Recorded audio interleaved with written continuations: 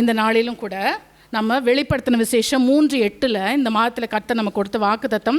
அந்த வசனத்தின் பின்பகுதியை வாசிக்கிறேன். இதோ திறந்த வாசலை உனக்கு முன்பாக வைத்திருக்கிறேன். இயேசு கிறிஸ்து பிலதெல்பியா சர்ச்சுக்கு சொல்கிறாரு, இதோ திறந்த வாசலை நான் உனக்கு முன்பாக வைத்திருக்கிறேன் என்று சொல்லுகிறார். ஆனால் நம்முடைய வாழ்க்கையில் சில கதவுகள் திறந்திருக்கிறது, அநேக கதவுகள் அடைக்கப்பட்டிருக்கிறது. எத்தனையோ வருஷமாக நாங்கள் ஜெபம் பண்ணிகிட்டு இருக்கிறோம், காத்திருக்கிறோம், எங்களுக்கு கதவு திறக்க மாட்டேங்குது. என்ன பிரச்சனை? யார் இடத்துல பிரச்சனை? ஏன்?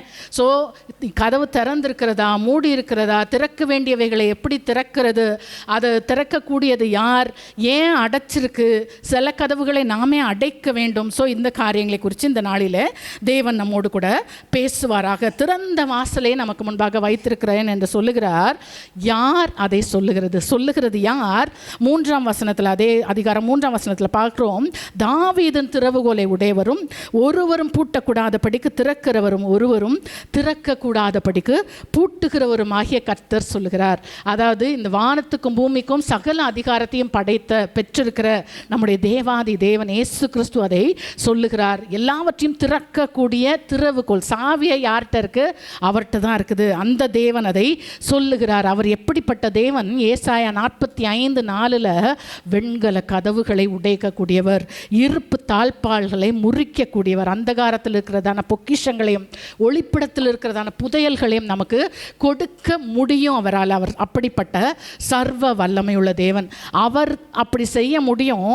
அவரால் அபிஷேகம் பெற்றவர்களாலும் அந்த தாழ்பால்களை முறிக்க முடியும். தாழ்பால்களை மாத்திரம் இல்லை, நியாயாதிபதிகள் 16:3 பார்க்கிறோம், காசாவிலே பெலிஸ்தர் தன்னை பிடிக்க வருகிறார்கள் என்று சொல்லி அறிந்த சிம்சோன் இரவோடு இரவாக அவர் என்ன செய்கிறாரு? நடுராத்திரியிலே பட்டணத்து வாசல் கதவுகள் அதன் நிலைகள் அதெல்லாம் தாழ்பால்களோட கூட பெயர்த்து தோள் மேலே வைத்து என்ன செய்கிறாராம்?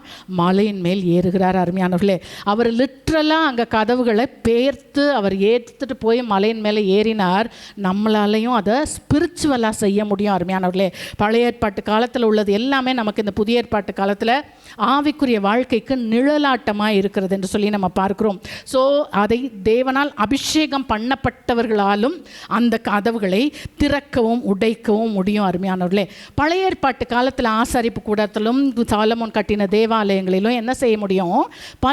மகா பரிசுத்த ஸ்தலத்திற்குள் பிரதான ஆசாரியன் மாத்திரம்தான் நுழைய முடியும். ஏன்னா அங்கே கதவு இல்லை, அங்கே கர்டன் இருந்துச்சு, திரைச்சீலை இருந்துச்சு. அருமையானவர்களே, இயேசு கிறிஸ்துவான இந்த புதிய ஏற்பாட்டு காலத்தில் மகா பரிசுத்த ஸ்தலத்திற்குள்ளார அவருக்கு ஆராதனை செய்ய, அவரை போற்றி துதிக்க, அவருடைய பெயரை பேச, அருமையானவர்களே நான் சொல்கிறேன், இங்கே இருக்கிற யாருமே பெரிய பரிசுத்தவான்கள் இல்லவே இல்லை. எல்லாரும் நாம் பாவிகள் இல்லை, எல்லாரும் பாவத்தில் இருந்தவர்கள் தான். நம்ம பாவம் இல்லை என்று சொல்வோமானால் நம்மை நாமே வஞ்சிக்கிறவர்களாக இருப்போம். ஸோ எந்த ஒரு பாவியும் கர்த்தராகிய இயேசு கிறிஸ்துவை ஏற்றுக்கொண்டால் போதும். நம்ம நிறைய பேர் தயவு செய்து அங்கே உட்காந்துக்கிட்டு இவங்க முன்னாடி நிற்கலாமா, அவங்க அதை பேசலாமா, இவங்களை பற்றி எனக்கு தெரியும், அதை தெரியும், இதை தெரியும், இவங்க அப்படி இருந்தவங்க, இப்படி இருந்தவங்க, இப்படி இருக்கிறவங்க, இதெல்லாம் எதுவுமே வேண்டாம். அது அவங்களுக்கும் ஆண்டவருக்கும் உள்ள காரியம். அருமையானவர்களே, இயேசு கிறிஸ்து என்ன செய்தார்? மத்தேயு 27:51 அவர் சிலுவையிலே தொங்கின பொழுது தேவாலயத்தின் திரைச்சிலை என்ன செய்தது? மேல் தொடங்கி கீழ் வரைக்கும் 2ஆக கிழிந்தது. அதை குறித்து எபிரேயர் நிருபக்காரன் எழுதுகிறார் 10:19 அவர் சொல்லுகிறார், இங்கே இருக்கிற நாம் எல்லாரும் மகா பரிசுத்த ஸ்தலத்திற்குள் பிரவேசிக்கிறதற்காக இயேசுவானவர் என்ன செய்தாராம்? தன் மாம்சமாகிய திரைச்சிலையை என்ன செய்தாராம்? கிழிக்க ஒப்பு கொடுத்தார். தன்னுடைய சொந்த சரீரத்தையே கிழிக்கப்பட அவர் என்ன செய்தார்? ஒப்பு கொடுத்தார். அதனால தான் இன்றைக்கு நான்லாம் இங்கே நிற்கிறேன். அருமையானவர்களே, என்னுடைய நீதியோ என்னுடைய பரிசுத்தமோ எதுவுமே கிடையாது. இயேசு கிறிஸ்து எனக்காக அவர் பலியானார். என்னுடைய பாவங்களை அவர் ஏற்றுக்கொண்டார். என்னுடைய அசுத்தங்கள் நிமித்தமாய் அவர் அடிக்கப்பட்டார், நொறுக்கப்பட்டார். அதனால இன்றைக்கு நாம் இங்கே நின்று கொண்டிருக்கிறோம். ஸோ அந்த இயேசு கிறிஸ்து என்ன சொல்கிறார்? நானே வாசல் என்று சொல்லி யோவான் 10:9 நான் தான்ப்பா அந்த வாசல்னு சொல்கிறாரு. 14:6 சொல்லுகிறார், நானே வழியும் சத்தியமும் ஜீவனுமாய் இருக்கிறேன் என்று சொல்லி அந்த இயேசு கிறிஸ்து சொல்லுகிறார். அவருடைய கையில் என்ன இருக்கிறது? திறவுகோல். என்ன திறவுகோல்? இந்த பூமியில் யாராலையும் செய்ய முடியாத, யாராலையும் ஜெயிக்க முடியாத ஒரு திறவுகோலும் அவருடைய கரத்தில் இருக்கிறது. வெளிப்படுத்தல் 1:18 பார்க்கிறோம், மரணத்திற்கும் பாதாளத்திற்கும் உரிய திறவுகோல். யாருக்கும், அவருக்கு தான் அதிகாரம் இருக்கிறார். அதாவது அவர் நம்முடைய சுவாசத்தை வாங்கி கொள்ள என் மனுஷன் என்ன செய்வாங்க, மாண்டு போவார்கள் என்று சொல்லி பார்க்கிறோம். ஸோ அந்த திறவுகோல், மரணத்திற்கும் பாதாளத்திற்கும் உரிய திறவுகோலும் அவருடைய கரத்தில் இருக்கிறது. ஸோ எல்லாவற்றையும் செய்ய முடிந்த ஒரு நேசருடைய கரத்தில் நம்முடைய வாழ்க்கையை நாம் ஒப்பு கொடுத்தோம் என்றால் நம்ம என்ன செய்யலாம், கவலையற்று இருக்கலாம், முழுமையுமாய், எந்த ரிசர்வேஷன்ஸும் இல்லாமல். நான் தான் சொல்கிறேன், நான் சர்ச்சுக்கு சண்டே மட்டும் நான் ஆண்டவருக்கு சொந்தம், பாக்கி நாள் தேவனுக்கு சொந்தம் இல்லைன்னு சொல்லி நம்ம வாழ முடியாது. இல்லை நான் பாட்டு பாடுறது, ஆராதனை நடத்துறதுக்கெல்லாம் ஜீசஸ்க்கு சொந்தம், என்னுடைய ஃபினான்ஸ், என்னுடைய பணம், என் பொருள் சொத்து அதெல்லாம் ஜீசஸ்க்கு சொந்தம் இல்லை, அதெல்லாம் என்னோடதுன்ற மாதிரி நம்ம நடந்து கொள்ள கூடாது. என் குடும்பம் அது என் குடும்பம் அப்படின்னு, நம்ம குடும்பம் தான், நமக்கு கொடுத்தது யார்? தேவன் கொடுத்தது. ஸோ எல்லாமே உமக்கு சொந்தம் ஆண்டவரே என்று சொல்லி நம்ம வைக்கும் பொழுது அவர் அதை பொறுப்பாக எடுத்து நடத்துவார். அருமையானவர்களே, ஸோ இது வரைக்கும் என்ன பார்த்தோம்? திறந்த வாசலை வைத்திருக்கிறார் என்று சொல்லி பார்த்தோம். யார் அதை சொல்கிறாரு? எல்லாம் செய்ய முடிந்தவர், எல்லாவற்றுடைய திறவுகோலையும் உடையவர், எல்லாவற்றுக்கும் அதிகாரம் உடைய அந்த இயேசு கிறிஸ்து சொல்கிறாரு, உனக்கு முன்பாக நான் திறந்த வாசலை வைத்திருக்கிறேன். அந்த தேவனால் திறக்க முடியாதது என்று ஏதாகிலும் இருக்கிறதா அப்படின்னு பார்த்தோன்னா 105ஆம் சங்கீதம் 41 பார்க்கிறோம், கண்மலையை திறந்தார், தண்ணீர்கள் புறப்பட்டு வறண்ட வெளிகளில் ஆராய் ஓடிற்று. எங்கேயாவது கண்மலையிலேருந்து தண்ணி வருமா? வரவே வராது. ஆனால் ஆண்டவரால் கண்மலையை பிளந்து தண்ணீர்களை ஓடச் செய்ய முடியும். அது மாதிரி ஏற்கனவே பார்த்த ஏசாயா 45:4 வெண்கலத்தை உடைக்க முடியும், இரும்புகளை தகர்க்க அவரால் முடியும் என்று சொல்லி பார்க்கிறோம். ஏசாயா 43:19 வனாந்திரத்திலே ஆறுகளையும் அவாந்திர வெளியில், வனாந்திரத்திலே வழியையும் அவாந்திர வெளியில் ஆறுகளையும் அவர் உண்டாக்கக்கூடிய தேவனாய் இருக்கிறார் என்று சொல்லி பார்க்கிறோம். எசேக்கியேல் 37:12 பார்க்கிறோம், உலர்ந்த எலும்புகளுக்கெல்லாம் அவங்க என்ன செய்கிறாங்க, தீர்க்க தரிசனம் சொல்கிறாங்க. அந்த உலர்ந்த எலும்புகள் எல்லாம் ஒன்று கூடி உயிரடைந்து எல்லாம் சேனையாக எழும்பி நிற்கிறது. 12ஆம் வசனத்தில் சொல்கிறார், என் ஜனங்களே, நான் உங்கள் பிரேத குழிகளை திறந்து உங்களை உங்கள் பிரேத குழிகளிலிருந்து வெளிப்படவும் உங்களை இஸ்ரவேல் தேசத்துக்கு வரவும் பண்ணுவேன். அருமையானவர்களே, இன்றைக்கு யாரெல்லாம் எத்தனை பேர் எங்கள் வாழ்க்கையில் இல்லை எங்களுடைய பிள்ளைகளுடைய வாழ்க்கையில் இது முடிஞ்சு போச்சு, அது செத்து போச்சுங்க, அதை போட்டு குழியில் போட்டு முடிச்சாச்சு மூடியாச்சுன்னு நினைத்து கொண்டிருக்கிறீங்களா? ஆண்டவர் நினைத்தால் அவரால் என்ன செய்ய முடியும்? பிரேத குழியிலிருந்தும் கூட எழுப்பி கொண்டு வந்து அவரால் நிறுத்த முடியும். உங்களுடைய எந்த காரியம், உங்களுடைய உடம்புல சுகவீனமாக இருக்கிறதா, இல்லை உங்களுடைய ஃபினான்ஸில் பிரச்சனையா, உங்களுடைய ஃபேமிலியில் ப்ராப்ளம்ஸா, எந்த சொத்தில் பிரச்சனையா, அவ்வளோதாங்க, அது முங்கி போச்சு, அது முடிஞ்சு போச்சுன்னு சொல்கிறீங்களா? ஆண்டவரால் செய்யக்கூடாத ஒரு காரியமும் இல்லை என்று சொல்லி பார்க்கிறோம். ஏசாயா 43:6 அவர் சொல்கிறார், நான் வடக்கை நோக்கி கொடு என்றும் தெற்கை நோக்கி வைத்திராதே என்றும் அவர் கட்டளை இடுகிற தேவன். அதாவது திசையை பார்த்து சொல்ல, கொடு, என் பிள்ளை வரான், நீ என்ன செய், கொடு. தெற்கை பார்த்து அங்கே நீ வச்சிருக்காத, உனக்கு எப்படி அதை வச்சிருக்க முடியும் அப்படின்னு சொல்லி அவர் திசைக்கு கட்டளை இடுகிற தேவனாக இருக்கிறார். 33ஆம் சங்கீதம் 9ஆம் வசனம் அவர் சொல்ல ஆகும், கட்டளையிட நிற்கும் என்று சொல்லி பார்க்கிறோம். சிறைச்சாலை கதவை உடைக்கிறதுக்கு பூமி அதிர்ச்சியை வர பண்ணினார்ல. அப்போஸ்தலர் 16:26 பவுலும் சீலாவும் சிறைச்சாலையில் இருந்த பொழுது அதற்காக ஒரு பூமி அதிர்ச்சியை வரப்பண்ணி அந்த சிறைச்சாலையின் கதவுகள் அசைந்து உடைந்து திறந்து இவங்க ஃப்ரீ ஆனாங்கன்னு சொல்லி நம்ம பார்க்கிறோம். அருமையானவர்களே, நாம் எந்த நிலைமையில் இருந்தாலும் அவரால் நம்மை விடுவிக்க முடியும், நம்மளை சரி பண்ண அவரால் முடியும், நம்மை சீர்படுத்த ஸ்திரப்படுத்த நிலைநிறுத்தி பலப்படுத்த அவரால் முடியும். யாரை கொண்டு வேணும்னாலும் செய்ய முடியும். ஒரு இன்னைக்கு சோஃபி இங்கே நின்றுட்டு சொன்னால், யாரெல்லாம் எங்கள் வீட்டுக்கு ஒரு ஊழியக்காரங்க வந்தால் நல்லா இருக்குமே, வல்லமையாக ஜோம் பண்ணால் நல்லா இருக்குமே. இல்லை அருமையானவர்களே, யாரை கொண்டு வேண்டுமானாலும் உங்களை கொண்டும் தேவனால் என்ன செய்ய முடியும்? பெரிய காரியங்களை செய்ய முடியும். இல்லை, அவர் புறஜாதி ராஜாக்களை கொண்டு அதாவது காக்காவை கொண்டு என்ன செஞ்சார்? எலியாவை போஷித்தார்.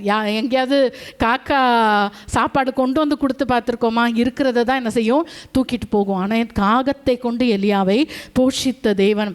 ஏசாயா 45:1 கோரேஸ் என்ற என்ற ராஜா அவரை கொண்டு, யார் இஸ்ரவேலருக்கு அவருக்கும் சம்பந்தமில்லாத ராஜாவை ஆண்டவர் அபிஷேகம் பண்ணி இஸ்ரவேலருக்கு வாசல்களை திறந்து வைக்கும்படிக்கு, அவங்களுக்கு நீ எதுவும் தடை பண்ணாத, அவங்கள நீ ஃப்ரீயாக விடு, அவங்களுக்கு நீ ஆசீர்வாதம் பண்ணுன்னு சொல்லி ஆண்டவர் அந்த கோரேஸ் ராஜாவை அபிஷேகம் பண்ணுகிறார்.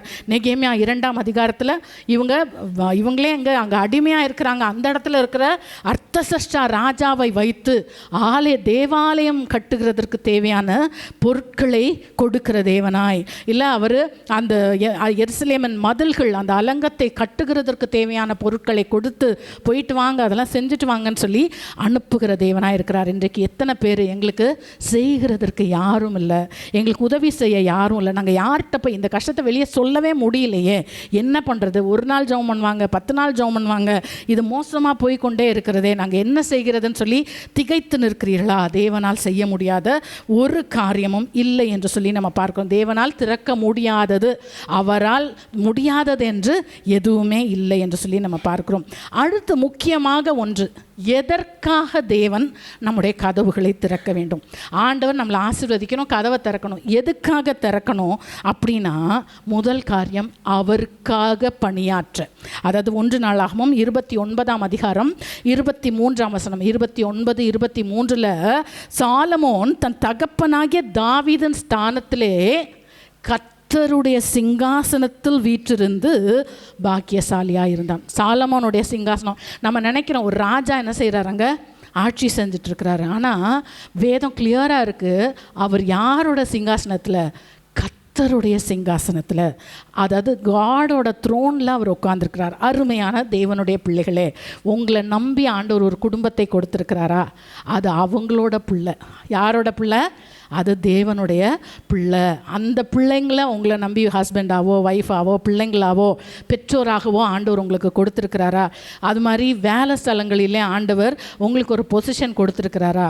அது கர்த்தர் இருந்து செய்ய வேண்டிய இடத்துல தேவன் என்னை வைத்திருக்கிறார் என்று சொல்லி எதை செய்தாலும் அதை மனுஷருக்கென்று செய்யாமல் கர்த்தருக்கென்றே மனப்பூர்வமாய் செய்தால் அது அவருக்கு பிரியமாய் இருக்கும். அருமையானவர்களே, எதற்காக ஆண்டவர் நமக்கு திறந்த வாசலை வைக்கிறார்? அவர் சார்பிலே. இப்போ நான் இங்கே வந்து நிற்கிறேன்னா, நான் யார் சார்பில் நிற்கிறேன்? கர்த்தருடைய சார்பிலே நான் நிற்கிறேன். அதனால் எவ்வளோ பக்தியாய் செய்யணும், எவ்வளோ ப்ரிப்பேர்டாக வரணும். நான் அதான் சொல்வேன், அதுக்கு தான் நான் நம்ம சர்ச்சில் நான் அதை நிறைய கடிந்து கொள்கிறது. அதுக்கு தான் ஒரு கலெக்டருக்கு முன்னாடி ஒரு ப்ரோக்ராம் நம்ம செய்ய போகிறோன்னா போய் அப்படி ஏனோ தானோன்னு செய்ய முடியுமா? வெறும் ஒரு டிஸ்ட்ரிக்ட் கலெக்டர், ஒரு சின்ன ஒரு டிஸ்ட்ரிக்டோட கலெக்டர், இவர் யார்? நம்முடைய ஆண்டவர், வானத்திற்கும் பூமிக்கும் சொந்தக்காரரான தேவன். அவர் நம்மை நம்பி ஒரு குடும்பத்தை கொடுத்திருக்கிறார், நம்மை நம்பி ஒரு வேலையை கொடுத்திருக்கிறார், நம்மை நம்பி ஒரு ஊழியத்தை கொடுத்திருக்கிறார் என்று சொன்னால் அதை நம்ம எவ்வளோ பர்ஃபெக்டாக, அவருடைய ஸ்தானம், அவர் இந்த இடத்துல இருந்தால் என் குடும்பத்தை எப்படி பார்ப்பார்? அது நான் என்ன செய்யணும்? பார்க்கணும். அவர் இந்த இடத்துல இருந்தால் இந்த ஊழியத்தை, இந்த பாடல் ஆராதனையை, இந்த சங்கீத பகுதியை அவர் எப்படி செய்வார்? அருமையானவர்களே, அப்படி நாம் செய்ய நம்ம என்ன செய்யணும்? ஒப்பு கொடுக்கணும். அருமையானவர்களே, முதல் காரியம், அவர் ஸ்தானத்திலே இருந்து நாம் பணியாற்றும்படியாக கர்த்தர் நமக்கு கதவுகளை திறக்கிறார். ரெண்டாவது, நமக்கு அவர் கதவுகளை திறக்கும் பொழுது நாம் என்ன செய்யணும்? மற்றவர்களுக்கு கதவுகளை திறந்து கொடுக்கணும்னு சொல்லி நம்ம பார்க்குறோம். உபாகமம் 15ஆம் அதிகாரம் 5லேருந்து 8ஆம் வசனம் வரைக்கும் பார்க்குறோம்.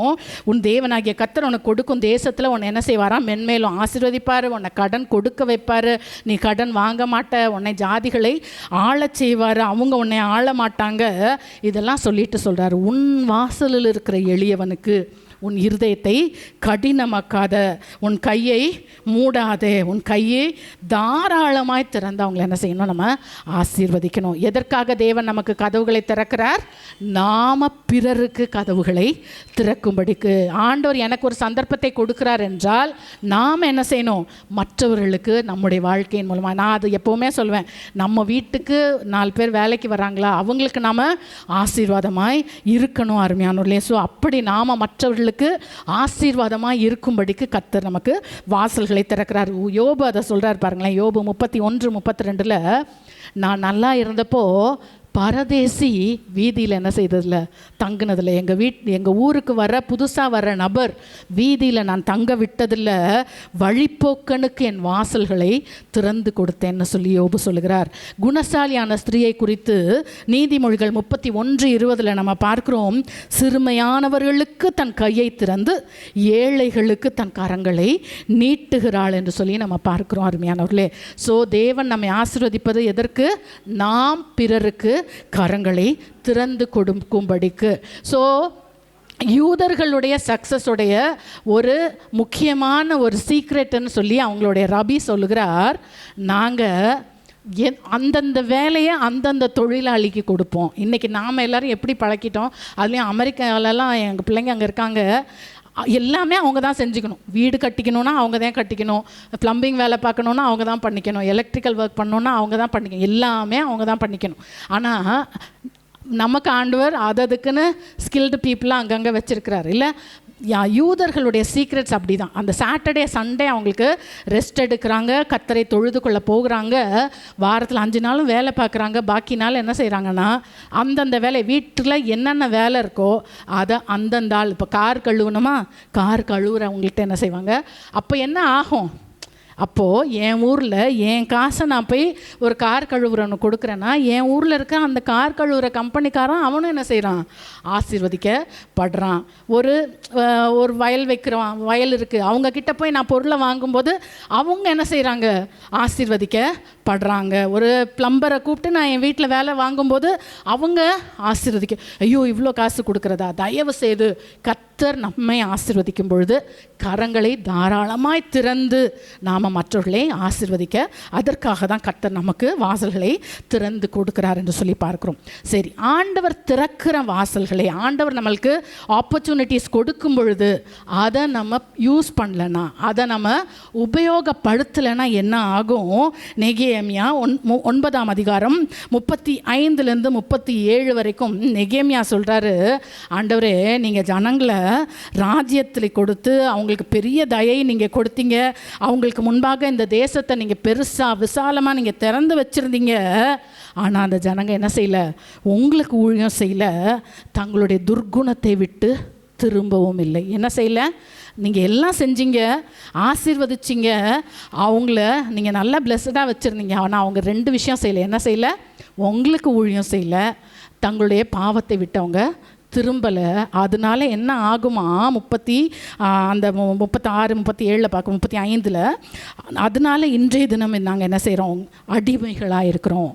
எங்களுக்கு நீங்கள் ஃப்ரீடம் கொடுத்தப்போ நாங்கள் செய்ய வேண்டியதை செய்யலை, இன்றைக்கு அடிமைகளாக இருக்கிறோம். 37ஆம் வசனத்தில் பின்பகுதியில் பார்க்குறோம், இதோ நாங்கள் மகா இக்கட்டிலே அகப்பட்டோம். ஸோ ஆண்டவர் சொல்கிறாரு, உங்களுக்கு நான் திறந்த வாசலை வைத்திருக்கும் பொழுது, வாசல்களை உங்களுடைய ஆப்பர்ச்சுனிட்டிஸ் கொடுக்கும் பொழுது அதை தயவு செய்து நீங்கள் என்ன செய்யுங்க, யூஸ் பண்ணுங்க. இல்லாட்டா அதுக்கப்புறம் கொஞ்சம் அதான் எப்போவுமே தருணங்கள் சும்மா வந்துட்டே இருக்காது. வரும்போது நம்ம என்ன செய்யணும், அதை கர்த்தருக்கு சித்தமானால் அது சித்தமான்னு மட்டும் பார்த்துக்கிட்டு அதை நம்ம என்ன செய்யணும், கிராஸ் பண்ணிக்கணும்னு சொல்லி பார்க்குறோம். சரி, வாசல் திறந்திருக்கும் பொழுது தாமதம் செய்யலாமா? தாமதம் செய்தால் என்ன ஆகும்? ஆப்பர்ச்சுனிட்டிஸ் நமக்கு இருக்கும்போது நம்ம தாமதம் செய்தால் என்ன ஆகும்னு சொல்லி மத்தேயு 25:10 நமக்கு புத்தி உள்ள கன்னிகைகள் 5 பேர், புத்தி இல்லாத 5 கன்னிகைகள் குறித்ததான அந்த ஊமையில் நம்ம பார்க்குறோம். மணவாளனுக்கு எதிர்கொண்டு போகிறதுக்கு தான் வர்றாங்க, விளக்க கொண்டு வர்றாங்க, ஆனால் விளக்குக்கு என்ன செய்யலை, எண்ணெய் கொண்டு வரல. இன்றைக்கும் நம்ம யோசிச்சு பாருங்களேன், நிறையா பேர் எவ்வளோ அப்படிலாம் இருக்கோம்ல, சர்ச்சுக்கு தான் வரோம், பாடுறதுக்கு தான் வரோம், ஆனால் அந்த பாட்டுக்கு ஒரு பேப்பரோ இல்லை அந்த ஃபோனையோ சொல்கிறேன், ப்ரிப்பரேஷன்ஸ் என்ன இருக்குது இப்போது இந்த உலகத்தில் நம்ம அதுக்கு இல்லைன்னா. இப்போ வீட்டுக்கு சாயங்காலம் வரோம், வேலை முடிச்சுட்டு டயர்டாக தான் வரோம், தெரியும் வீட்டில் பிள்ளைங்களுக்கு சமைக்கணும், அவங்களுக்கு பாடம் சொல்லி கொடுக்கணும், ஆனால் ஐயோ நான் அதை மறந்துட்டேன், இதை மறந்துட்டேன், எல்லாம் தள்ளி தள்ளி தள்ளி தள்ளி போட்டா. அந்த கன்னிகைகள் எண்ணெய் வாங்க போகும்போது மணவாளன் என்ன செஞ்சிட்டாரு, வந்துட்டாரு, அங்கே கதவு அடைக்கப்பட்டது. அருமையானவர்களே, ஸோ நமக்கு அந்த ப்ரிப்பரேஷன்ஸ் இல்லைன்னா நம்ம மிஸ் பண்ணுறதுக்கு நிறைய சான்சஸ் இருக்குது. அருமையானவர்களே, ஆனால் இதில் ஒரு காரியம், ப்ரிப்பேர்டாக இருக்காங்க சிலர். அதுதான் நான் எப்போவுமே சொல்லுவேன், சிலர் கரெக்டாக இருக்காங்க, எல்லாத்துலேயும் கரெக்டாக இருக்காங்க, ப்ரிப்பேர்டாக இருக்காங்க. ஆனால் இந்த அன்ப்ரிப்பேர்டு பீப்புள், ஆயத்தம் இல்லாதவர்கள் இவங்க கூட இருக்கும்போது இவங்களும் மிஸ் பண்ணுறதுக்கு சான்சஸ் இருக்குது. அதனால் அதில் கேர்ஃபுல்லாக இருக்கணும். நான் தான் சொல்கிறேன், நம்ம ஃபேமிலியாக இருந்தாலும் சர்ச்சாக இருந்தாலும் நம்முடைய ஓட்டம் என்னது? தனித்த ஓட்டம், தனித்தனி ட்ராக். அவங்களுக்கு நான் பிடிச்சி என் புருஷனை பிடிச்சிட்டு தான் ஓடுவேன், ஆனால் அவர் என் இழுவைக்கு வரமாட்டேங்கிறாரு அப்படின்னா அவர் நம்மளை அங்கே என்ன செஞ்சிடக்கூடாது? இழுத்துற கூடாது. அருமையானவர்களே, இல்லை எங்களுக்கு கொஞ்சம் எண்ணெய் தாங்களேன் அப்படின்னு வந்து கேட்டப்போ இவங்க நல்லா என்ன செஞ்சாங்க? புத்தியா, இல்லை நீங்கள் போய் கொஞ்சம் வாங்கிக்கோங்க, எங்களுக்கும் தீந்துடக்கூடாது அப்படின்னு சொல்லி இவங்க என்ன செஞ்சாங்க? ஓடினாங்க. ஸோ கிடைக்கிற தருணங்களை நம்ம ஞானமாய் நம்ம உபயோகப்படுத்தி கொள்ளணும், தாமதிக்க கூடாது. உன்னத பாட்டு 5ஆம் அதிகாரம் 2-6 வரைக்கும் பார்க்குறோம். சூனேமியால் இருக்காங்க. அவங்களும் அவங்க நேசரும் ரொம்ப நல்லா இருக்கிறாங்க. திடீர்னு நைட்டு ஒரு நாள் இந்த மாதிரி தூங்க போயிட்டாங்க. நேசர் வந்து என்ன செய்கிறாரு? கதவை தட்டுறாரு. அவருடைய சத்தம் கேட்குது. என் பிரியமே, என் புறாவே, கதவை தரேன்றாரு. ஆனால் இவங்க என்ன செய்கிறாங்க?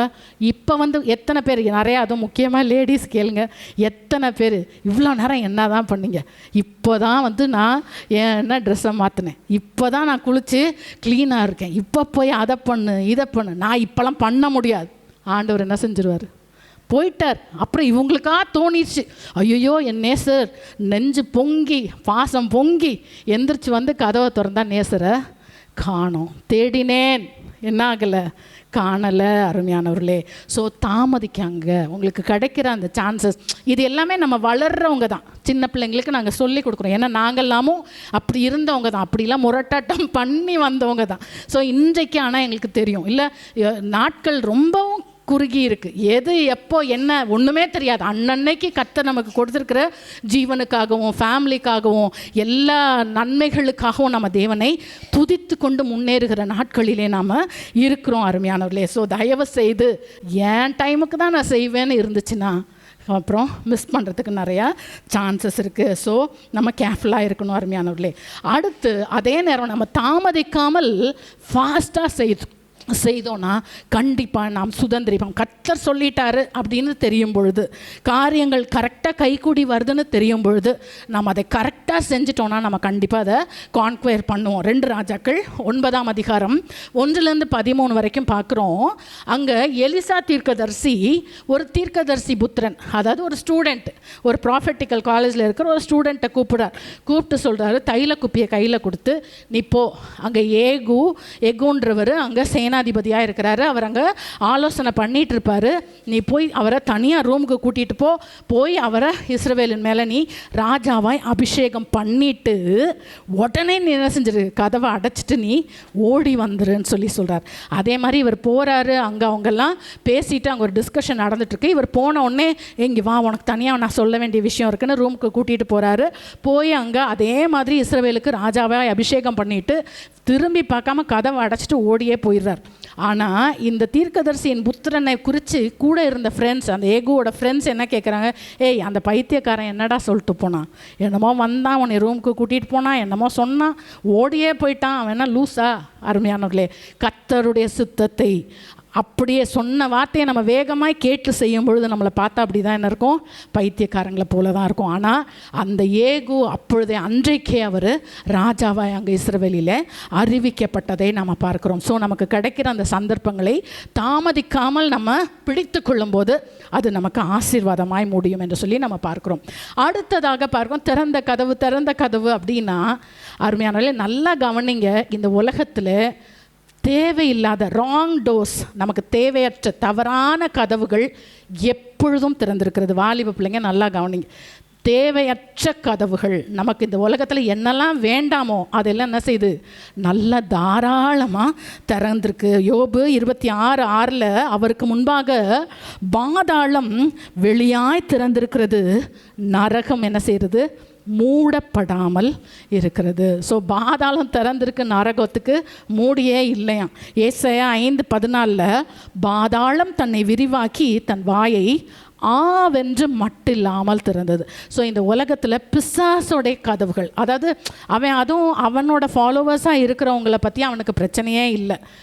யார் கர்த்தரை பின்பற்ற கேர்ஃபுல்லாக போகணுன்னு நினைக்கிறோமோ நம்மளுக்கு தேவையில்லாத டோர்ஸ் அவன் என்ன செய்வான், ஓப்பன் பண்ணியே வச்சுருப்பான். நம்ம ஒரு ட்ராக், நமக்கு போட்ட ட்ராக்கில் போகாமல் தேவையில்லாத கதவுகளில் போய் விழுந்தோன்னா அடி பாதாளத்தில் போய் விழ வேண்டியது தான் அருமையானவர்களே. ஸோ இது தவறான கதவா இல்லை இது தேவன் திறக்கிற கதவா அப்படின்னு எப்படி நம்ம ஐடென்டிஃபை பண்ணுறது? 3 காரியங்கள். ஒன்று, அதாவது அந்த திறந்திருக்கிற கதவு கர்த்தருடைய வார்த்தைக்கு முரண்பட்டதாக இருந்தால் அது நிச்சயமாய் கர்த்தர் திறந்த கதவு இல்லை. நியாயாதிபதிகள் 14ஆம் அதிகாரம் 1-3 வரைக்கும் சிம்சோன் என்ன செய்கிறாரு, காசாவில் போய் அதை பெலிஸ்தரின் குமார்த்திகளில் ஒரு பெண்ணை கண்டேன், அவள் என் கண்ணுக்கு அழகாக இருந்தா. அவங்க அம்மா அப்பா எவ்வளோ சொல்கிறாங்க, ஏண்டா விருத்த சேதனம் இல்லாத அந்த பெண்ணை போய் நீ பார்த்துருக்கிறியே, உனக்கு வேண்டாம் அப்படின்னு சொல்லி என்ன செய்யலாம், அந்த சிம்சோன் கேட்கல. இது மாதிரி கர்த்தருடைய வார்த்தைக்கு விரோதம். ஏன்னா ஆண்டவர் கிளியராக சொல்கிறார் 2 கொரிந்தியர் 6ஆம் அதிகாரம் 14-18 வரைக்கும் அவிசுவாசியோட நீ என்ன செஞ்சிடாத. இப்போ எக்ஸாம்பிளுக்கு மாத்திரம் இதை சொல்கிறேன். அவிசுவாசியோட நீ பிணைக்கப்படாத, அவங்களுக்கும் நம்மளுக்கும் ஒத்து வராது, இருளுக்கும் வெளிச்சத்துக்கும் சம்மந்தமே இல்லை. இந்த மாதிரி அருமையான ஒரு கல்யாணம், அதுலேயும் கல்யாணம், வேலை, படிப்பு, ஹையர் ஸ்டடீஸ், ஃபேமிலி, அந்த மாதிரி பிள்ளைங்களுடைய டெசிஷன்ஸ், இது எல்லாமே அருமையானவர்களே கர்த்தருடைய வார்த்தைக்கு முரணான ஒன்றும் நமக்கு வேண்டாம், அது நமக்கு ஒத்து வராது. ஸோ முதல் காரியம், அந்த கர்த்தருடைய வேதத்திற்கு ஒத்து வராத முரண்பட்டதாக இருக்கிறது அது தேவன் திறக்கிற கதவுல. அந்த பொண்ணு செம்மையாக வேலை பார்க்குறா, அவள் ரொம்ப அழகாக இருக்கா, ஆனால் தேவனுக்கும் அவளுக்கும் சம்பந்தம் இல்லை, வேண்டாம், வேண்டவே வேண்டாம் அருமையானவர்களே. ஸோ அப்படிப்பட்ட கதவுகள் நமக்கு திறக்க தேவையில்லை. 2வது, கர்த்தருடைய வார்த்தையையும் நம்மளையும் சமாதானமாக ஏற்றுக்கொள்ள மாட்டாங்க, அக்செப்ட் பண்ண மாட்டாங்க. அது நிச்சயமாக ஆண்டவர் நடத்துகிற பாதை சமாதானமாக இருக்கும். ஆண்டவர் அதனால தான் சொல்கிறாரு மத்தேயு 10ஆம் அதிகாரம் 15-16, எவனாகிலும் உங்களை ஏற்றுக்கொள்ளாமலும் உங்கள் வார்த்தைகளை கேளாமலும் இருந்தால் நீங்கள் என்ன செஞ்சுருங்க, அந்த ஊரோட கால் தூசியை உதறிட்டு நீங்கள் என்ன செஞ்சிட்ருங்க, போயிட்டே இருங்க. 1000 கேள்வி கேட்பாங்க, நம்மளுக்கு எதிர்த்து நிற்பாங்க, மல்லு கட்டவே கூடாது. அருமையான உலகத்தோட நம்ம அதை என்ன செய்ய, பலவந்தம் பண்ணக்கூடாது. தேவனுடைய ராஜ்யத்தை நம்ம பலவந்தம் பண்ணலாம், இல்லை ஆவிக்குரிய ஆசீர்வாதங்களை ஆண்டவரே நீங்கள் எங்களுக்கு தாங்கன்னு சொல்லி நம்ம பிடிவாதமாய் கேட்கலாம். உலகத்தோட காரியத்தை குறித்து நம்ம என்ன செய்யக்கூடாது, இது எனக்கு வேணும், இது கண்டிப்பாக எனக்கு வேணும் அப்படின்னு நம்ம நிற்கக்கூடாது. அது தேவனுடைய சுத்தம் இல்லை, அது அவர் திறக்கிற கதவில்லை. 3வது, ஷார்ட்கட், குறுக்கு வழி எடுக்கிறது நிச்சயமாய் அவருடைய சித்தமே இல்லை, அது அவர் திறக்கிற கதவு இல்லை. இதுக்கு மத்தேயு 4ஆம் அதிகாரம் 1-10 வரைக்கும் இயேசு கிறிஸ்துவுக்கு வந்த அந்த சோதனையில் நம்ம பார்க்குறோம். முதல் காரியம் என்னது, தேவையே இல்லாத ஒரு அற்புதம். இன்றைக்கு நீங்கள் நிறைய பேர், அதாவது இப்போ ரீசெண்டாக பேதுரு தண்ணீர் மேலே நடந்தார். அதனால அமெரிக்காவில் ஒரு பாஸ்டர் என்ன செஞ்சாரா, நான் என்ன செய்ய போகிறேன், தண்ணி மேலே நடக்க போகிறேன்னு ஊரே கூப்பிட்டு எவ்வளோ சொல்லியும் எவ்வளோ கத்தியும் கேட்காம நடந்து கடைசியில் தண்ணிக்குள்ளே என்ன செஞ்சிட்டாரு, மூழ்கியே போயிட்டாராம். அருமையானவர்களே, அருமையான தேவனுடைய பிள்ளைகளே, தேவையில்லாத அற்புதங்கள். பிசாசு அது என்ன சொன்னார், பிசாசு ஜீசஸ் கிட்ட சொல்கிறான், உங்களுக்கு பசிக்குதில்ல, இந்த கல்லை என்ன செய்யுங்க, அப்பங்களாக ஆக்கி நீங்கள் சாப்பிடுங்க. அருமையான தேவனுடைய நமக்கு ஆகாரம், காக்கா குருவிக்கு சாப்பாடு கொடுக்குற தேவன் நமக்கு தேவையானதை அவர் கொடுப்பார். ஸோ இந்த மாதிரி ஃபால்ஸான மிராக்கிள்ஸு, ஃபால்ஸான ப்ராஃபஸீஸு தயவு செய்து அது ஷார்ட்கட்டு, அது கர்த்தர் திறக்கிற கதவு இல்லவே இல்லை. அருமையானவர்களே, தயவு செய்து ரொம்ப கேர்ஃபுல்லாக இருங்க. இதெல்லாம் இன்னும் கொஞ்சம் ஆழமாக போனால் நல்லாயிருக்கும், ஆனால் டைம் இல்லை. 2வது, அதாவது தேவனுடைய வார்த்தையை திரித்து சொல்கிறது. 91ஆம் சங்கீதத்தில் என்ன இருக்குது, உன் வழிகளிலெல்லாம் உன்னை காக்கும்படி உனக்காக தம்முடைய தூதர்களுக்கு கட்டளையிடுவார், உன் பாதம் கல்லில் இடாமல் அவங்க பார்த்துக்குவாங்கன்னு இருக்குது, கைகளில் ஏந்தி கொள்வார்கள். ஆனால் இந்த பிசாசு ஆண்டவர்கிட்ட என்ன சொல்கிறான், உப்பரிகையின் மேலே கொண்டு போய் நிறுத்தி நீங்கள் அங்கேருந்து என்ன செய்யுங்க, குதிங்க, ஆண்டவர் தான் உங்களை தூதரில் அனுப்பி காத்துக்குவேன்னு சொல்கிறாரே. அருமையானவர்களே, ஆண்டவர் சொல்ல, என் வழியில் நீ நான் நடத்துகிற பாதையில் நீ ஒன்றும் நடக்காது, தூதர்கள் காத்துக்குவாங்க. ஆனால் அதிலே ஒரு சின்ன ட்விஸ்ட்டு தான் வைக்கிறான். இது நம்மை நாம் அதை அறிந்து கொள்கிற ஞானம் வேணும். வசனம் இப்படி தானே சொல்லியிருக்கு, அப்படி தானே சொல்லியிருக்கு. பிசாசும் நம்மளுக்கு என்ன செய்வான்? வேதத்தை ஓதுவான். சாத்தான் வேதம் ஓதுவான். ஜாக்கிரதையாக நம்ம இருக்கணும். மூன்றாவது, தேவன் எதையும் நம்ம ஆராதிக்கக்கூடாது. சிலவங்களுக்கு ஆண்டவரும் வேணும், பணம் என்னது பெரிய அவங்களுக்கு தேவனை விட பணம் சம்பாதிக்கிறது, தேவனை விட வேலைக்கு போகிறது. ஆண்டவருக்கு டைம் கொடுக்கறதுக்கு டைம் இருக்காது. ஆனால் தங்களுடைய வேலைக்கு முக்கியத்துவம், மனுஷருக்கு முக்கியத்துவம், பெற்றோருக்கு முக்கியத்துவம். அருமையானவர்களே, ஆண்டவருக்கு அடுத்து தான் மற்ற எல்லா காரியங்களுமே. ஸோ பிசாசு என்ன சொல்கிறான்? என்னே நீ வணங்கு. அது மாதிரி அரசியல்வாதிகள் கூப்பிடுவாங்க, வாங்க நீங்கள் வாங்க, நான் உங்களை அப்படி ஆக்கிடுவேன், இப்படி ஆக்கிடுவேன். தேவன் தான் நமக்கு ஒரே ஆராதனைக்கு உரியவர். அவரே அது கண்டிப்பாக அவன் பிசாசு என்ன சொல்கிறான்? நீ என்னை வணங்கு, எல்லாம் தருவேன்னு ஜீசஸ்கே சொன்ன பிசாசு நம்மளுக்கு சொல்ல மாட்டானா? நீ ஞாயிற்றுக்கிழமை மட்டும் நீ வேலைக்கு வந்துருப்பா, உனக்கு நான் இன்க்ரிமெண்ட் தரேன், உனக்கு போனஸ் நான் தரேன். தேவன் வேறு எந்த ஆராதனையும் நமக்கு இருக்கக்கூடாது. ஸோ இதெல்லாம் தவறான கதவுகள் என்று சொல்லி நம்ம பார்க்குறோம். அருமையானவர்களே, இது எல்லாம் நமக்கு தேவையில்லாத கதவுகள், தவறான கதவுகள். அவைகளை நம்ம என்ன செய்யணும்? வேகமாக சாத்தணும். அது எப்படி நமக்கு என்ன செஞ்சிடும்? வேதனை கொடுக்கும். நீதிமொழிகள் 10:22 கர்த்தரின் ஆசீர்வாதமே ஐஸ்வர்யத்தை தரும், அதனோட அவர் என்ன செய்ய மாட்டாராம்? வேதனையை கூட்ட மாட்டார். ஆண்டவர் கொடுக்காத ஒன்றும் எனக்கு வேண்டான்றதில் நம்ம கட்டாயமாக தைரியமாக இருக்கணும். யாக்கோபு 4:7 தேவனுக்கு கீழ்ப்படிந்து பிசாசுக்கு எதிர்த்து நில்லுங்கள், அப்பொழுது அவன் என்ன செய்வான்? அவங்களை விட்டு ஓடிடுவான். உபாகமம் 28:7 ஒரு வழி அவங்களுக்கு விரோதமாக பிசாசு வருவான். பிசாசு என்றைக்குமே ஏவாள் கிட்ட வந்து பயமுறுத்த வந்தானா இல்லை அவளை தள்ளி விட வந்தானா? சொல்லுங்களேன். திறந்த கதவோடு தான் வருவான். என்ன செய்வான்? அங்கே பாரு, அந்த ஃப்ரூட் எவ்வளோ அழகாக இருக்குது, தயவு செய்து ஒரு வழியாக வர்றவனை 7 வழியாக ஓடுற அளவுக்கு வேகமாக நம்ம அந்த கதவை ஸ்லாம் பண்ணோன்னா நம்ம தப்பிச்சோம். ஸோ வேகமாய் கதவை அடைக்க வேண்டும். அருமையானவர்களே, சரி, தேவன் கதவுகளை அடைப்பாரா? நம்ம படித்த வசனத்திலே என்ன இருக்குது? ஒருவரும், வெளிப்படுத்தல் 3:7 ஒருவரும் பூட்டக்கூடாதபடிக்கு திறக்கிறவரும் திறக்கக்கூடாதபடிக்கு பூட்டுகிறவருமான தேவன். ஸோ ஆண்டவரும் பூட்டுகிறார், தேவனும் நமக்கு கதவுகளை பூட்டுகிறார். எதற்காக பூட்டுகிறார்? இன்றைக்கி வேர்ஷிப்பில் கேட்ட மாதிரி ஆதியாகமம் 7:6 நோவாவையும் அவருடைய குடும்பத்தையும் அந்த உலகத்தின் அழிவிலிருந்து பாதுகாக்கும்படிக்கு தேவன் கதவுகளை பூட்டினார். ஐயோ, இதுக்குள்ளாரே நான் எவ்வளோ நாளைக்கு இருக்கிறது? ஜனங்கள்லாம் உடனேவா வெள்ளம் வந்து அப்படி போயிடுச்சு? இல்லை, 40 நாள் ராத்திரியும் பகலும் பெஞ்சிச்சு. இவங்களுக்கு 4-5 நாள் வரைக்கும் எப்படி இருந்திருக்கும்? என்னப்பா இப்படி வச்சுருக்கிறீங்களே, தேவ சித்தம் செய்யாதவங்களுக்கு அடைச்சப்பட்ட கதவுக்குள்ளார இருக்க முடியாது. ஆனால் நோவாவையும் குடும்பத்தையும் காக்கிறதுக்காக தேவன் அடைத்தார். அடுத்தது யோசேப்பை உயர்த்தும்படிக்காக தேவன் என்ன செய்தார்? கதவுகளை அடைத்தார். இல்லை, அவன் அவங்களோட வீட்டில் கம்ஃபர்டபுளாக இருந்திருப்பான், ஆனால் அங்கேருந்து அவனை அடிமையாய் விற்று போட்டாங்க. போன இடத்துல ஒரு ஃபால்ஸ் அக்யூசேஷன், பொய்யான ஒரு குற்றச்சாட்டு, சிறைச்சாலையில் போட்டாங்க. சிறைச்சாலையில் போய் அங்கேயாவது ஒரு சின்ன ஒரு டோர் ஓப்பன் ஆகிறதுக்கு ஒரு வெளிச்சம் தெரிஞ்சிச்சு. ஆனால் அந்த பானபாத்திரக்காரனும் 2 வருஷத்துக்கு என்ன செஞ்சிட்டாரு?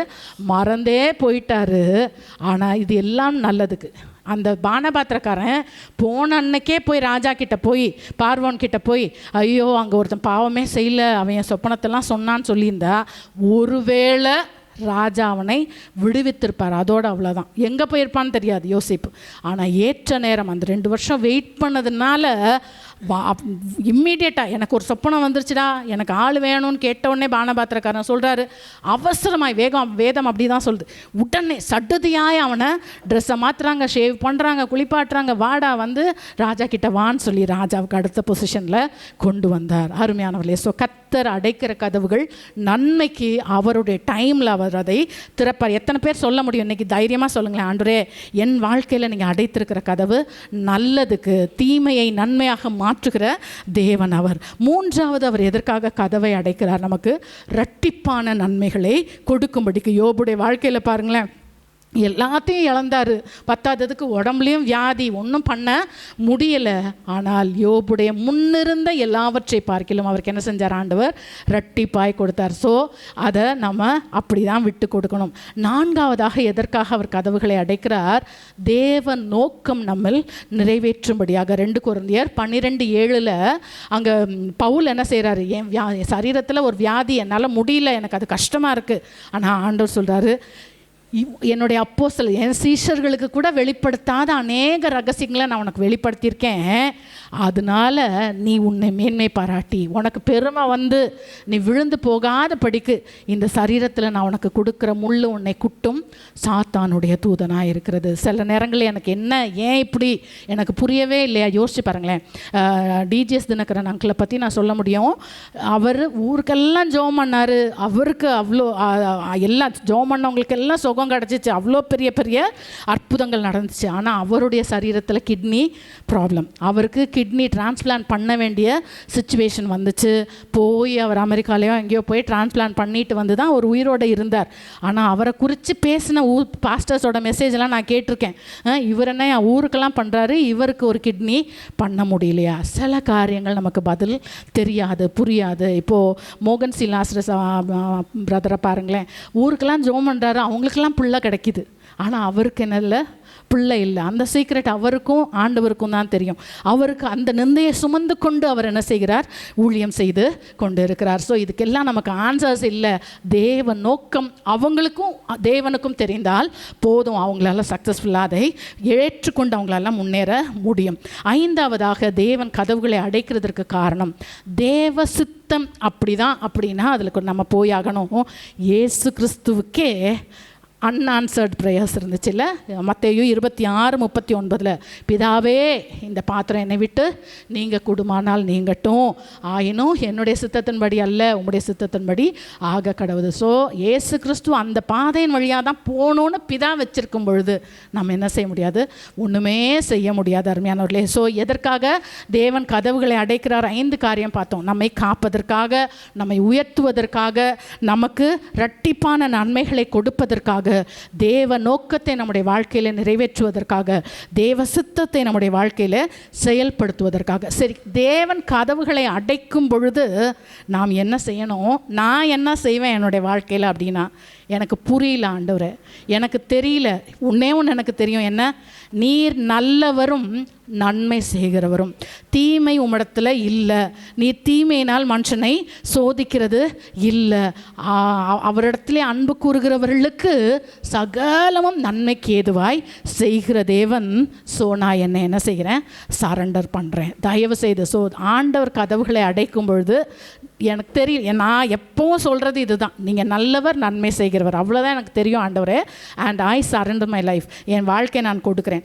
ரெண்டாவது விஷயம் இதில் என்ன நம்ம தெரிஞ்சுக்கிறோன்னா, எரேமியா 10:23 கர்த்தாவே மனுஷனுடைய வழி அவனாலே ஆகிறதல்லவென்றும் தன் நடைகளை நடத்துவது நடக்கிறவனாலே ஆகிறதல்லவென்றும் அறிவேன் என்று சொல்லி எரேமியா சொல்கிறார். அப்போது ஆண்டவரே, நான் எவ்வளோதான் என்ன என்கிட்ட காசு இருந்தாலும், பணம் இருந்தாலும், எனக்கு பலன் இருந்தாலும், ஆட்கள் இருந்தாலும், நான் நினைக்கிறதுனால என் காரியம் வாய்க்காது, உம்மாலே தான் வாய்க்கும். நீங்கள் நினச்ச டைமில் நீங்கள் நினைக்கிற மாதிரி தான் அந்த காரியங்கள் என்ன செய்யும்? வாய்க்கும் என்று சொல்லி நம்ம தேவனிடத்தில் தான் நம்மளை ஒப்பு கொடுக்கணும் அருமையானவர்களே. சரி, யாருக்கு இந்த திறந்த வாசலை தேவன் வைக்கிறார் அப்படின்னு பார்த்தோன்னா, அந்த வெளிப்படுத்தல் 3:8 முதல் அந்த வசனத்தின் முதல் ஃப்ரேஸ் என்ன? உன் கிரியைகளை அறிந்திருக்கிறேன். ஸோ கிரியை செய்கிறவர்களுக்கு, சும்மா உட்காந்துட்டு இருக்கவங்களுக்கு இல்லை, அவர் திறப்பார் நான் போகிறேன்னு சொல்லிட்டு இருக்கிறவங்களுக்கு இல்லை, கிரியை செய்கிறவர்களுக்கு அவர் கதவை திறக்கிறவராக இருக்கிறார். ஆபிரகாம் என்ன கிரியை செய்தார்? விட்டுட்டு வான உடனே விட்டுட்டு என்ன செஞ்சார்? பரப்பிட்டார். மோசே என்ன செஞ்சார்? செங்கடல் முன்னாடி நில்லு, குச்சை போய் யாராவது நீட்டுனா கடல் பிளக்குமா? ஆனால் ஆண்டவர் சொல்கிறாரு, செய்கிறாரு. செயல்படுகிறவர்கள். யோர்தானில் யோசுவா என்ன சொல்கிறார்? ஆசாரியர்கள் இடத்துல அது பிரவாகித்து ஓடுது. யோசிச்சு பாருங்கள், நம்ம என்ன சொல்லுவோம்? ஐயோ, நாங்கள் போய் காலை வச்சா நாங்கள் போய் ஆசாரியர்களை போய் வைக்க சொல்கிறார், நாங்கள் முங்கி போயிடுவோமே அப்படின்னு சொல்லலை. காலை வச்சாங்க. அங்கே யோர்தான் என்ன செய்தது? வழி விட்டது. தாவீதை பாருங்களேன், அந்த கோலியாத்து ஊரே, அந்த நாடே முடியலன்னு நிற்கிது. ஆனால் தாவீது ஓடுகிறார், நான் கர்த்தருடைய சேனைகளின் கர்த்தருடைய நாமத்தினாலே நான் வருகிறேன். ஸோ கிரியை செய்கிறவர்களுக்கு அவர் வாசலை திறக்கிறார் என்று சொல்லி நம்ம பார்க்குறோம். அப்புறம் யாருக்கு அவர் திறக்கிறார்? கொஞ்சம் பலன் இருந்தால் போதும். வேதத்தில் நான் அவர் யூஸ் பண்ண எல்லாரையுமே பாருங்களேன், யாருமே சூப்பர் செயின்ஸ் இல்லை. இன்றைக்கி நிறைய பேர் உலகத்தில் அப்படி சொல்லிட்டுருக்காங்க, நாங்கள் தான் மகா பரிசுத்தர்கள், பரிசுத்தவான்கள் நாங்கள் தான் அப்படின்னு சொல்கிறாங்க. இல்லை, நாங்கள் எங்களுக்கு அவ்வளோ பெரிய சர்ச் இருக்குது, அவ்வளோ பெரிய காரியம் இருக்குது, நாங்கள் பர்ஃபெக்டான பீப்புள்னு சொல்கிறவங்கள ஆண்டவர் எங்கேயும் பைபிளில் யூஸ் பண்ணதாகவே இல்லை. கிதியோன்ட்ட சொல்கிறார், உன்கிட்ட இருக்கிற பலத்தோட நீ போன்றார். இல்லை, எனக்கு பலனே இல்லைன்றான். அவன் ஒளிஞ்சு அங்கே மீதியானுக்கு பயந்தவன் அங்கே வேலை பார்த்துட்டு இருக்கான். ஆண்டவர் சொல்கிறார், உனக்கு இருக்கிற பலத்தோட போன்றார். மோசே என்ன சொல்கிறார்? ஐயோ, நான் திக்குவாயும் மந்தனாவும் உள்ளவன். ஆனால் அந்த மோசே ஆண்டவர் என்ன செய்கிறாரு? எடுத்து 6 லட்சம் பேருக்கு லீடராக அவர் அங்கே நியமிக்கிறதை பார்க்குறோம். பவுலை பார்த்தோன்னா அவரை குறித்து 2 கொரிந்தியர் 10:10 நினைக்கிறேன், நான் வசனம் எடுக்கல. சரீர தோற்றம் பலவீனம் உள்ளது, வசனம் அற்பம் உள்ளது. அதாவது அவர் பார்க்குறக்கு நல்லாவே இருக்க மாட்டார். அது மாதிரி அவர் ஒரு எலக்வெண்ட் ஸ்பீக்கர் கிடையாது.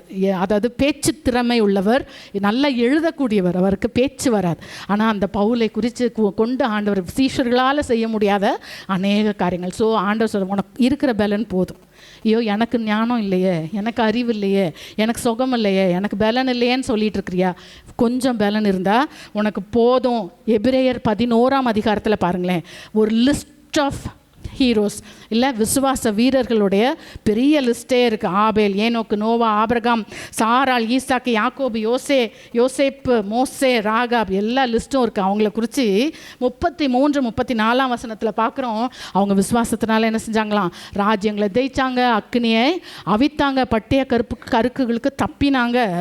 அவங்களுடைய 34 வசனத்தில் அவங்களாம் எப்படிப்பட்டவங்களா இருந்து எப்படி வந்தாங்க? பலவீனத்தில் பலன் கொண்டார்கள். எப்படி இருந்தாங்களாம்?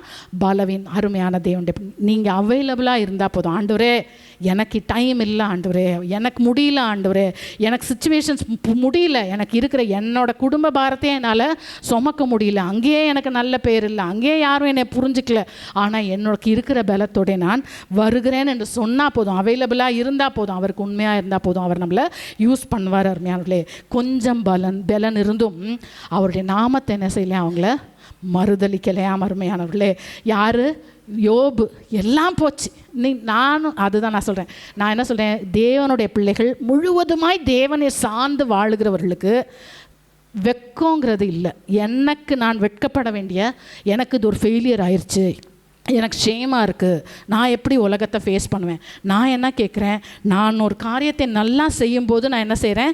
நான் இல்லை ஆண்டவரே, அது நீங்கள் தான், உங்கள் ஞானம், உங்கள் பலன், அதில் தான் நான் செய்கிறேன்னு நம்ம சொல்கிறோம்ல. அதே மாதிரி எனக்கு ஒரு தோல்வி போல் காரியங்கள் நடக்கும் பொழுது, தெரியல சுவாமி, இதில் நான் எனக்கு ஒன்றும் இல்லை, நான் டோட்டலாக உங்களை டிபெண்ட் பண்ணி வரேன், நீங்கள் நடத்துகிறீங்க, நான் தலை நிமிர்ந்து போகிறேன் ராஜா.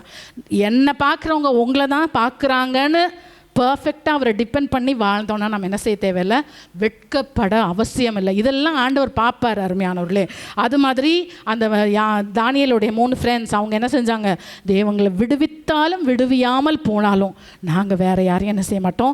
வணங்க மாட்டோம். ஸோ கொஞ்சம் பலன் இருந்தும் ஆண்டவரை மறுதளிக்காதவர்களுக்கு ஆண்டவர் திறந்த வாசலை வைக்கிறார். 2வது, கொஞ்சம் பலன் இருந்தும் வசனத்தை கை கொள்ளுகிறவர்களுக்கு தேவன் திறந்த வாசலை வைக்கிறார். யோசேப்பு என்ன சொல்கிறாரு? உங்கள் தேவனுக்கு விரோதமாய் நான் பாவம் செய்வது எப்படி? யோசிச்சு பாருங்களேன். யோசேப்புனுடைய இடத்துல நாம் இருந்திருந்தோன்னா, எங்கே ஊரை விட்டு ஊருக்கு வந்துட்டோம், இங்கே வந்து அடிமையாக இருக்கிறோம், எஜமானுடைய வீட்டில் நல்ல ஒரு வாழ்க்கை, நல்ல ஒரு பொசிஷன், நம்ம ஒரு பிள்ளைங்களாக இருந்தால் என்ன செஞ்சுருக்கலாங்க? கண்டிப்பாக தோற்று போயிருப்பார்கள். ஆனால் வசனத்தை கை கொண்டு தேவனுக்கு, எனக்கு ஆண்டவர் இதெல்லாம் சொல்லியிருக்காரு, இன்னும் ஆனால் ஒன்றும் நடக்கலை, ஆனால் அந்த தேவனுக்கு விரோதமாய், அந்த வார்த்தைக்கு விரோதமாய் நான் என்ன செய்ய முடியாது? பாவம் செய்ய முடியாது. அதே மாதிரி ஜீசஸ் கிரைஸ்டும் என்ன சொல்கிறாரு? மத்தேயு 26:56-57 சிலுவையில் அவரை அறைய போகிறாங்க. அப்போ அவர் சொல்கிறார், நான் என் பிதாவை வேண்டிக் கொண்டால் 12 லேகியோன் 12 சேனைகளை அவர் எனக்கு கொடுக்க மாட்டாரா? அவர் கண்டிப்பாக கொடுப்பாரு. ஆனால் நான் அப்படி செஞ்சால் தேவனுடைய வாக்கியங்களை நான் என்ன செய்ய முடியாது? நிறைவேற்ற முடியாது. ஸோ யோசிச்சு பாருங்களேன், நம்மளாக இருந்தால் என்ன செய்வோம்? அந்த அவ்வளோ வேதனைகள், அவ்வளோ நிந்தைகள், அந்த சிலுவையில் இருக்கும்பொழுதும் அவ்வளோ கேவலமாக சொல்கிறாங்க, நீ யூதருடைய ராஜாவா, உன்னையவே உனக்கு விடுவிக்க முடியலையே. நம்மளாக இருந்தால் ஆண்டவரே அனுப்புங்க, ஆண்டவரே இப்போவாது ஏதாவது ஒன்று செஞ்சுருங்க, இவங்களுக்கு காமிச்சிருங்க, நான் தான் உங்களுடைய குமாரன்னு காமிச்சிருங்கன்னு சொல்லியிருந்திருப்போம். நான் ஆண்டவர் சொல்கிறாரு, இல்லை, இந்த பாதையின் வழியாக நான் போகணும்னு வேத வாக்கியங்கள் என்னை குறித்து என்ன செஞ்சுருக்கு? எழுதி வச்சிருக்குது. அதனால் நான் இதை அது வழியாக நான் நான் போக தான் வேணும்னு சொல்லி அவருங்க சொல்லுகிறதை பார்க்கிறோம். அருமையானவர்களே, சார் ஒரு 2 மினிட்ஸில் நான் வேகமாய் சொன்ன காரியங்களை நான் ரீகேப் பண்ண விரும்புகிறேன். இயேசு கிறிஸ்து சொல்கிறார், திறந்த வாசல். யார் சொல்கிறாரு? எல்லாம் உடையவர், எல்லா சாவியும் உடையவர், சர்வ வல்லவர் சொல்கிறாரு, நான் உனக்கு முன்பாக திறந்த வாசலை வைக்கிறேன். அவரால் திறக்க முடியாதது என்பது ஒன்றுமே இல்லை. பிரேத குழியில் இருக்கிறத கூட அவரால் எழுப்பி கொண்டு வந்து நிறுத்த முடியும். எதற்காக திறக்கிறாருன்னு பார்த்தோம். 2 காரியம். அவர் ஸ்தானத்திலே இருந்து, அவர் நமக்கு கொடுத்த வேலை, அவர் நமக்கு கொடுத்த பொசிஷனில், அவர் ஸ்தானத்திலிருந்து பணியாற்றவும், நாம் பிறருக்கு கதவுகளை திறக்கும்படியாகவும் அவர் நமக்கு திறக்கிறார் என்று சொல்லி பார்த்தோம். நமக்கு கொடுக்குற ஆப்பர்ச்சுனிட்டிஸை நம்ம யூஸ் பண்ணலைன்னா என்னாகும்? அடிமைத்தனமும் மகா இக்கட்டும் வரும். தாமதித்தால் நம்ம கொடுக்குற அந்த திறந்த காரியங்களை மிஸ் பண்ணிடுவோன்னு பார்த்தோம். தவறான கதவுகள் எப்பொழுதும் திறந்திருக்குன்னு பார்த்தோம். அதை எப்படி நம்ம ஐடென்டிஃபை பண்ணுறது? அது தேவனுடைய வார்த்தைக்கு முரணாக இருக்கும். அதில் ஒரு சமாதானமான ஒரு பாதை இருக்காது, எதிர்ப்புகள் இருக்கும். அது நமக்கு தேவையில்லாதது. 3வது, எந்த குறுக்கு வழியும் வேண்டான்னு சொல்லி நம்ம பார்த்தோம். அந்த கதவுகளை நம்ம வேகமாய் அடைக்கணும். தேவனை சில கதவுகளை அடைத்தால் எதற்காக அடைக்கிறார்? நம்மளை காப்பதற்காக, நம்மளை உயர்த்துவதற்காக, இப்போ இருக்கிறதை பார்க்கிலும் இரட்டிப்பாய் நமக்கு கொடுப்பதற்காக. தேவனுடைய நோக்கம், தேவனுடைய சித்தம் நம்முடைய வாழ்க்கையில் நிறைவேற்றுவதற்காக தேவன் நமக்கு கொடுக்கிறார் என்று சொல்லி நம்ம பார்க்கிறோம். தேவன் அடைக்கும் பொழுது நம்ம செய்ய வேண்டிய 2 காரியம் என்ன? தெரியல ராஜா, எனக்கு தெரியல, நீங்கள் நல்லவர், நன்மை செய்கிறவர், நான் என்னுடைய வாழ்க்கை என்ன செய்கிறேன்? சரண்டர் பண்ணுறேன்னு நம்ம சொல்லணும்னு சொல்லி பார்க்குறோம். அடுத்தது, என்னுடைய வழிகள் எனக்கு தெரியாது, எனக்கு என்ன இருந்தாலும் எனக்கு நீங்கள் தான் செய்யணும் அப்படின்னு நம்ம அவருக்கு காத்திருக்கணும். யாருக்கு திறந்த வாசல்? கிரியை செய்கிறவர்களுக்கு திறந்த வாசல். கொஞ்சம் பலன் இருந்தும் அவருடைய நாமத்தை மறுதலிக்காதவர்களுக்கும் வசனத்தை கை கொள்ளுகிறவர்களுக்கும் திறந்த வாசலை கொடுக்கிறார். Thank you, Jesus. Hallelujah. பாரதோ கல்லறை மூடின பெருங்கல் புரண்டுரண்டோடுது பாரதோ கல்லறை மூடின பெருங்கல் புரண்டுரண்டோடுது அங்கு போட்ட முத்திரை காவல் நிற்குமோ தேவ புத்திர சன்னதி முன். அங்கு போட்ட முத்திரை காவல் நிற்குமோ தேவ புத்திர சன்னதி முன்.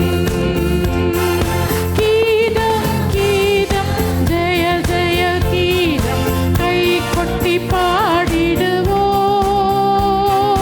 கீதம் கீதம் ஜெய ஜெய கீதம் கை கொட்டி பாடிடுவோம். இயேசுராஜன் உயிர்த்தெழுந்தார், அல்லேலூயா, ஜெயம் என்று ஆர்ப்பரிப்போம். இயேசுராஜன் உயிர்த்தெழுந்தார், அல்லேலூயா, ஜெயம் என்று ஆர்ப்பரிப்போம். பாரதோ கல்லறை